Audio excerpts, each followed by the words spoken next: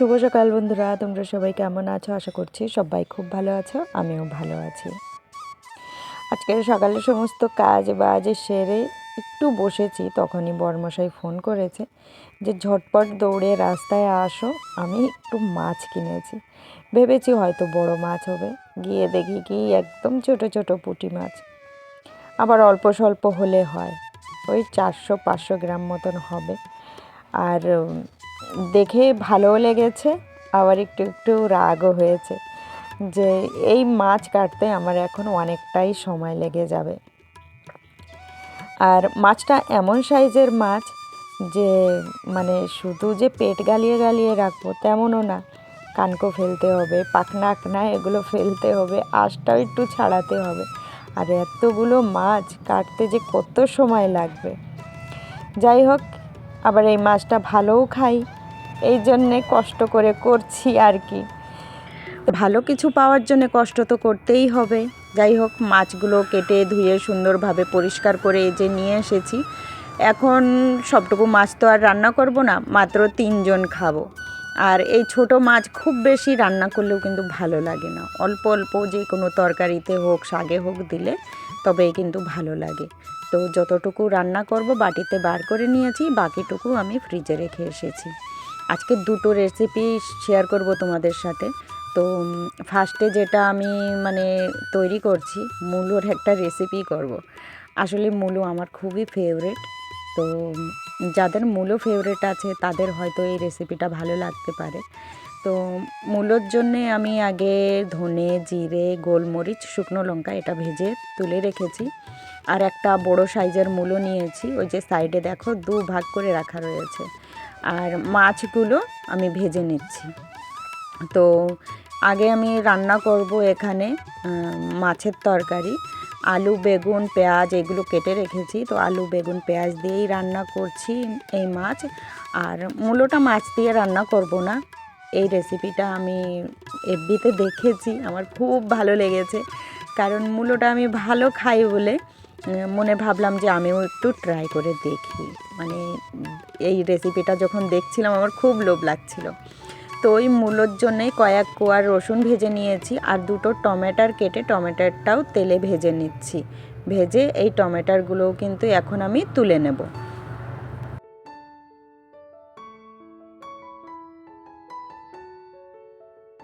মূলোর এই রেসিপিটা করতে বেশি সময়ও লাগবে না, খুব তাড়াতাড়ি হয়ে যাবে। বাস সমস্ত কিছু রেডি করে রেখে দিচ্ছি, ওটা তোমাদের সাথে লাস্টে শেয়ার করব। তো ওই মূলোর মধ্যে দেওয়ার জন্যে ধনেপাতা, কাঁচা লঙ্কা এটাও কিন্তু কেটে রেখেছি।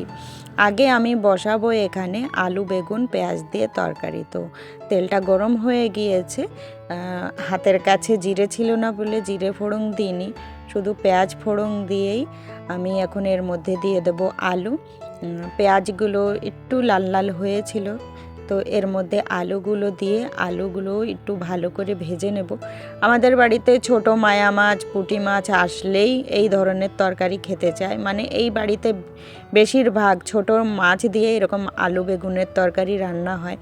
আমি বেশি একটা পছন্দ করি না, হ্যাঁ খুব বেশি খারাপও না, কিন্তু আমার পেঁয়াজ ছাড়া অন্য কোনো তরকারি রান্না করলে বেশি ভালো লাগে। বরমশাই বলেছে আলু বেগুন দিয়ে রান্না করতে, তাই আলু বেগুন দিয়েই রান্না করছি। তো ওইদিকে আলু কষানো হয়ে গিয়েছিল, তার মধ্যে বেগুনগুলো দিয়ে ওইদিকে ভাজা ভাজা হচ্ছে। এইদিকে চলো মূলোর রেসিপিটা করব বলে এখন এই মূলোটাকে একটু কাদ্দুকাস করে নিচ্ছি। তো এই প্লেটের মধ্যে করছিলাম, বেশি একটা ভালো হচ্ছিল না।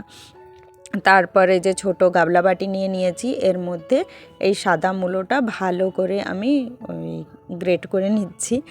আর মূলোর এই রেসিপিটা জানি না কার কেমন লাগবে, কিন্তু আমার না খুব ভালো লেগেছে, এর জন্যে তোমাদের সাথে শেয়ার করছি।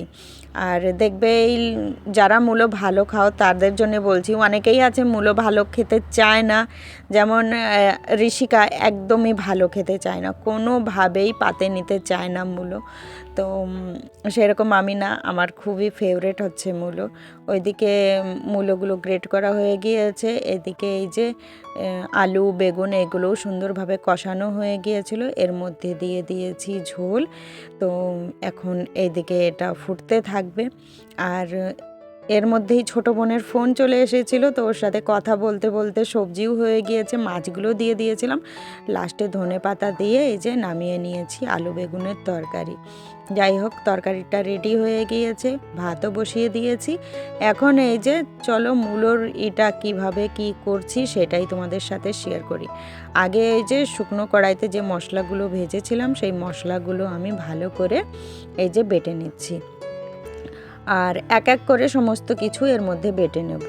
যেমন মশলাগুলো বাটা হয়ে গিয়েছে, এর মধ্যে যে ভাজা রসুনটাও বেটে নিচ্ছি, এরপর ভেজে রাখা টমেটার, কাঁচা লঙ্কা, ধনে, এইগুলো সমস্ত কিছু কিন্তু আমি বেটে নেব।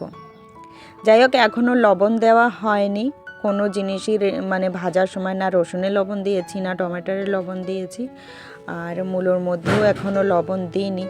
সমস্ত কিছু বেটে তারপর ওই যেরকম সেদ্ধ মাখিয়ে নেয় ঠিক মূলোগুলোকে এইভাবে মাখিয়ে নিতে হবে, মাখিয়ে তারপর এর মধ্যে দিয়ে দেবো লবণ। যাই হোক, এই যে মূলোগুলোকে অল্প অল্প করে মাখাচ্ছি, কারণ ওইগুলো পাটা পোতায় লেগেছিল, তো তাই মানে যেগুলো প্লেন মূলো ছিল সেগুলো দিয়েই ওটাকে ভালো করে পাটার উপরেই মাখিয়ে নিয়েছি।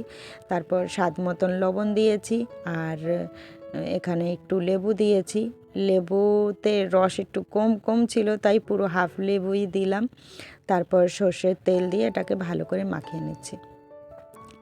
তো এই যে মূলোর যে রেসিপিটা, এটা যারা মূলো ভালো খাও তারা ট্রাই করে দেখো, খুবই ভালো লাগবে। আর যারা ভালো খাও না, জানি না তারা ট্রাই করবে কি না করবে, কারণ অনেকেই আছে মূলো একদম পছন্দ করে না, আবার যারা পছন্দ করে তারা খুবই পছন্দ করে। যেমন আমি তো খুব পছন্দ করি, আর এই রেসিপিটা আমি তো ভালো খেয়েছি, বরমশাই এত ভালো খেয়েছে কি আর বলবো, খুব প্রশংসা করেছে। যাই হোক, যে কোনো জায়গাতে যে কোনো জিনিস, রেসিপি হোক বা অন্য কিছু, শিখে নিতে কোনো মানে খারাপ জিনিস আমি মনে করি না। কারোর কাছ থেকে যদি কিছু শেখা যায় সেটা তো ভালোই। আমি অনেক ধরনের রেসিপি করি, আর ইবা হালদার বোন আমাকে বলেছো যে দিদি ভাই, মানে আমার প্রত্যেকটা রেসিপি তোমার খুব ভালো লাগে। আর কালকে যে ভিডিওটা শেয়ার করেছিলাম, মানে চিকেনের রেসিপিটা দিয়েছিলাম না, আসলে আগে পরে দিয়েছি তো রেসিপি, এর জন্যে আর ভাবলাম যে কি আর দেবো, সেই এক ধরনের রান্নাই তো রান্না করব, তাই দিইনি। যাই হোক, পরে যখন দেশি মুরগি রান্না করব তোমাদের সাথে অবশ্যই শেয়ার করব। তারপর আরও অনেক বোনরা আছো যারা সুন্দর সুন্দর কমেন্ট করেছো, যেমন সাথী বরুণ, করুণাবালা, নমিতা মণ্ডল, রোকাইয়া মণি, আখিনুর মাদার্স ফ্যামিলি থেকে তোমরা খুব সুন্দর সুন্দর কমেন্ট করো, আর তোমাদের জন্য অনেক অনেক অনেক ভালোবাসা। আর কি আর বলবো, মানে সত্যি কথা বলতে আমি একটু মানে ভিডিও আমি অনেকেরই দেখি, কিন্তু কমেন্ট আমার করা হয় না। তোমরা যারা কমেন্ট করো আমি ভাবি তোমরা কতটা আমাকে ভালোবাসো, যার জন্য এত সুন্দর সুন্দর আমাকে কমেন্ট করো। তারপর আরেক বোনও কমেন্ট করেছো, তুঞ্জেরা খাতুন, দিদি তুমি আমার সাথে কথা বলবে, তাহলে নাম্বার দেব। দেখো বোনু, এটা হচ্ছে সোশ্যাল মিডিয়ায় এখানে নাম্বার দেওয়াটা হয়তো আমার মনে হয় না যে ঠিক হবে, কারণ নাম্বার নিয়ে অনেকেই অনেক ধরনের অনেক কিছু করতে পারে। এই জন্যে আমি এখানে নাম্বার দেয়া নেওয়াটা একদম মানে মনে করি না যে ঠিক হবে। কথা বলতে তো সবার সাথেই ইচ্ছা করে, তেমন না। তো তুমি আমার এফবি আইডিতেও গিয়ে ওখানে কথা বলতে পারো, মেসেঞ্জারে। তো যাই হোক, আমার এফবি আইডিটা হচ্ছে ঋতু মল্লিক নামে। এর আগেই বা হালদার বোনও আমাকে বলেছিলে যে তুমি আমার সাথে কথা বলতে চাও। আমি অনেক কয়বার ভাবি যে আমি বলবো এই কথাটা, কিন্তু ওই ভিডিও যখন এডিট করি তখন আমার মাথা থেকে মানে একদম চলে যায়, মাথায় আর থাকে না। আজকে ঠিক মনে পড়ে গেল। যাই হোক, সমস্ত কাজ বাজে সেরে এই যে এখানে চলে এসেছিলাম গাছগাছালিতে জল দেওয়ার জন্যে। তো একটা কৌটার মধ্যে ফ্যানের জল ছিল, চাল ধোয়া জল, ডাল ধোয়া জল, তো সেই সব জল জমানো ছিল বেশ কয়েকদিন ধরে। সেই জলের মধ্যে দিয়ে যে গাছপালাতে জল দিচ্ছি, আর যখন জল দিচ্ছিলাম কতটা মানে আলো ছিল, তারপর তো দিতে দিতে অনেকটাই অন্ধকার হয়ে গিয়েছিল, পুরো সন্ধ্যা হয়ে গিয়েছিল। সন্ধ্যা লাগলে একটু খিদে টাইপের লেগে যায়, আর ঋষিকা আমার জন্য মুড়ি মাখিয়েছে একদম কালারফুল। এখানে দেখো অরেঞ্জ কালার মানে কমলা কালারের গাজর আছে, লাল কালারের টমেটো, সবুজ কালারের লঙ্কা, ধনেপাতা, সাদা কালারের মুড়ি। দেখতেও ভালো লাগছে, খেতেও কিন্তু ভালোই হয়েছিল। তারপর খাওয়া দাওয়ার পালা। ঋষিকা এই যে রুটি দিয়ে কলা দিয়ে খাবে, দুধ দিয়ে। আর আমরা ওই যে মূলোর যে মানে ভর্তা টাইপের করেছিলাম ওটা দিয়ে খাবো। তো যাই হোক, এখন খাওয়া দাওয়া করতে করতে ভিডিওটা শেষ করে দিচ্ছি। আর আশা করি আজকের ভিডিওটা তোমাদের ভালো লেগেছে। ভালো লাগলে লাইক, শেয়ার, কমেন্ট করে দিও। আর নতুন বন্ধুরা চ্যানেলটাকে সাবস্ক্রাইব করে দিও। চলো ফিরে দেখা হবে কালকে। সবাই ভালো থেকো, সুস্থ থেকো।